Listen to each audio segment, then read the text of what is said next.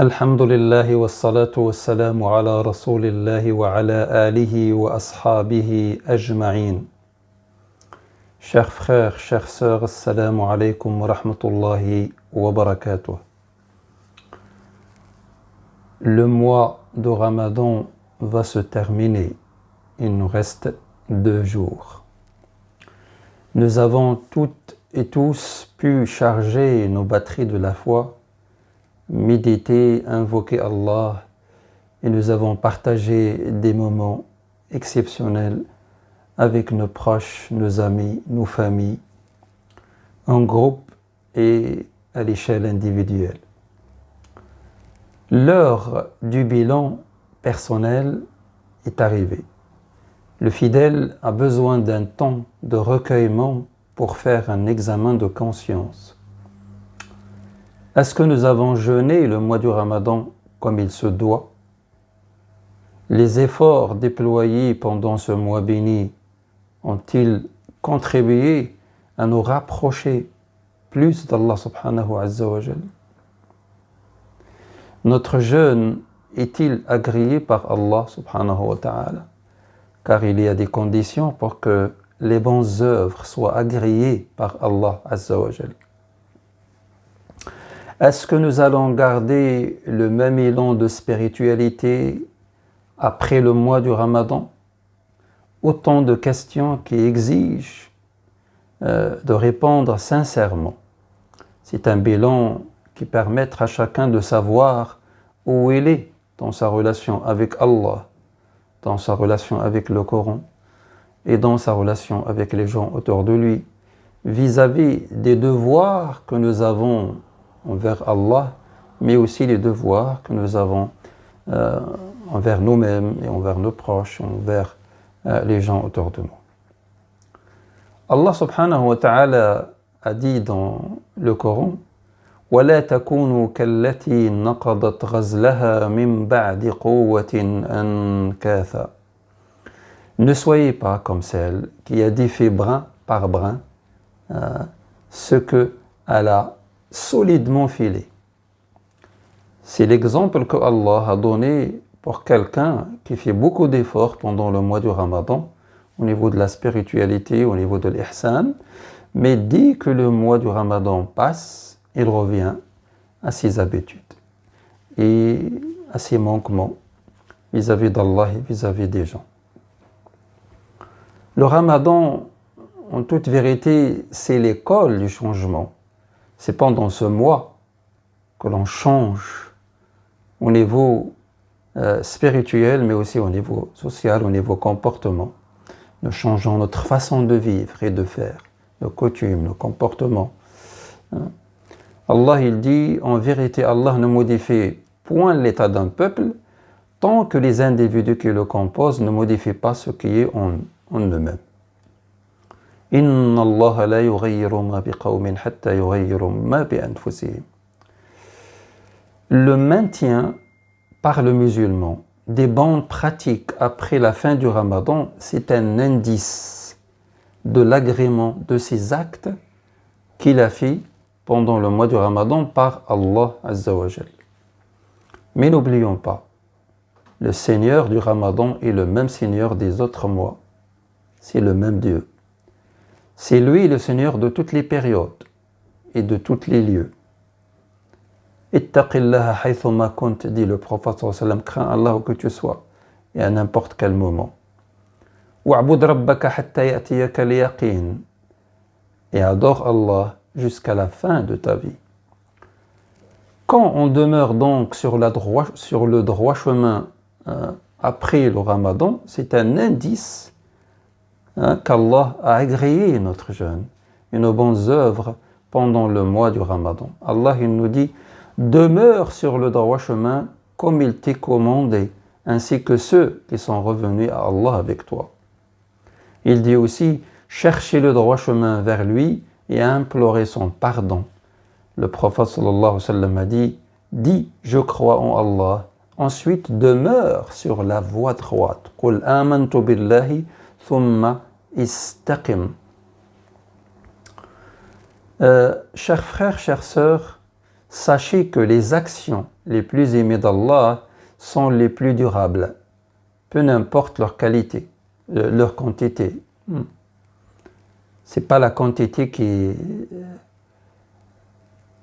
est la plus importante, le nombre de rak'at que tu vas faire, ou bien le nombre de jours que tu vas jeûner. Mais c'est la continuité, comme on va voir dans le hadith du prophète sallallahu alayhi wa sallam.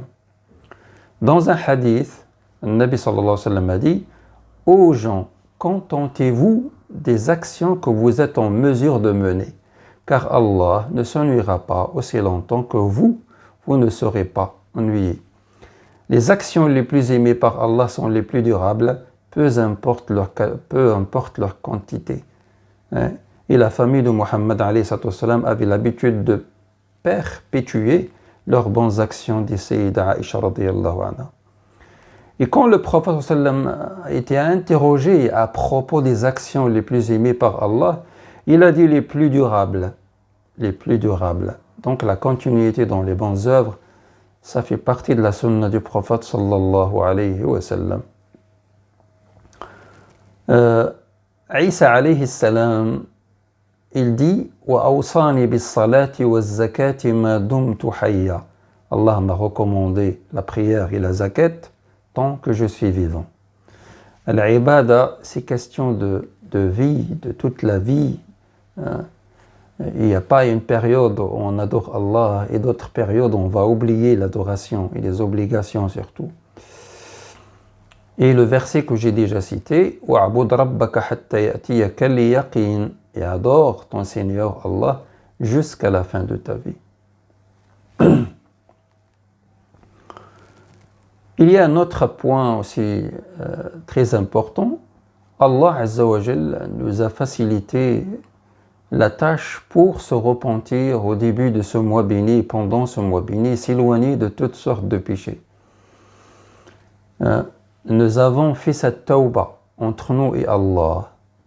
La question qui se pose, est-ce que nous allons continuer dans cette voie de tawbah en s'éloignant de toutes sortes de péchés et aussi les mauvaises habitudes? Inch'Allah.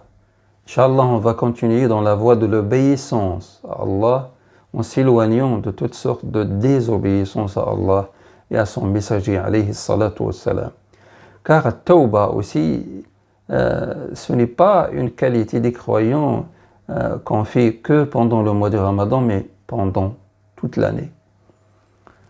Ya ayyuhalladhina amanu tubu ila Allahi tawbatan nasuha. Allah nous appelle à renouveler cette tawbah à chaque fois qu'il faut. Deuxièmement, celui qui a prescrit le jeûne et aussi celui qui a prescrit la prière, qui est le plus important pilier de l'adoration en islam. Malheureusement, il y a certains musulmans qui jeûnent le ramadan, mais qui ne prient pas, qui délaissent la première obligation au niveau de l'adoration. Et le deuxième pilier de l'islam, après la foi, après la ilaha illallah. Et là aussi, il y a quelques remarques. La première, pendant le mois du Ramadan, on s'efforce à faire la prière à l'heure. Est-ce que nous allons continuer dans cette voie, Inch'Allah? Nous avons fait aussi beaucoup de nawafil, surtout pendant la nuit.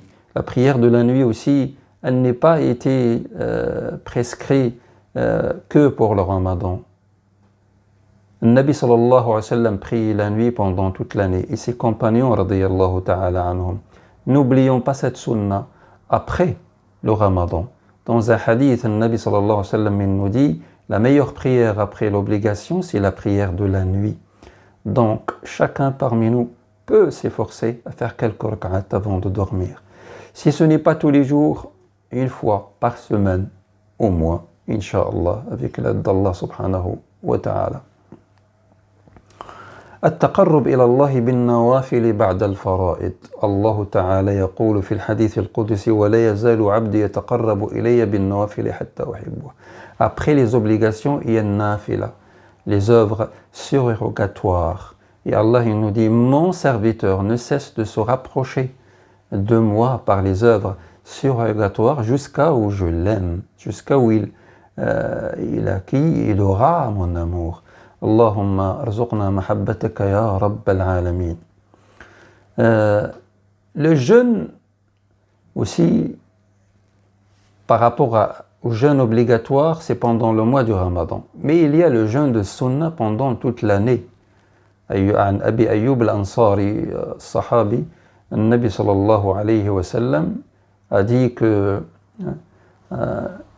après avoir jeûné le mois du Ramadan, pour celui qui jeûne 6 jours au cours du Shawwal, Inch'Allah, il aura la récompense que Allah a promis à ses serviteurs.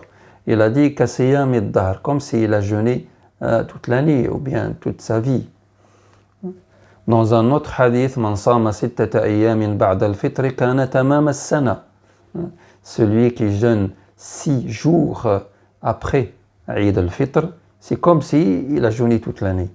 Allahumma innana nas'aluka ajra hadhihi al-ayyam fala tahrimna ajraha ya rabbal alamin. Aussi par rapport aux aumônes, si les aumônes ou les zakats de la rupture de jeûne sont terminés, le reste de la zakat obligatoire est toujours obligatoire. Et aussi as-sadaqa, l'aumône surrogatoire pour toute l'année.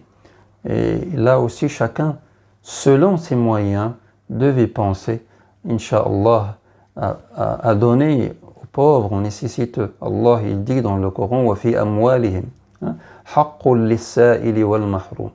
Haqqul lis-sa'ili wal mahrum, qui veut dire, il y a dans leur bien, dans leur argent, une petite partie pour les pauvres et pour les nécessiteux. Et aussi dans toutes les portes de bien. Fi abwabil khayr. Nas'alullah أن يتقبل منا ومنكم الصدقات في رمضان وبعد رمضان وأن يجعلنا دائما من المحسنين. En parlant de l'ihsan, pendant le mois de Ramadan, on a parlé beaucoup de l'ihsan.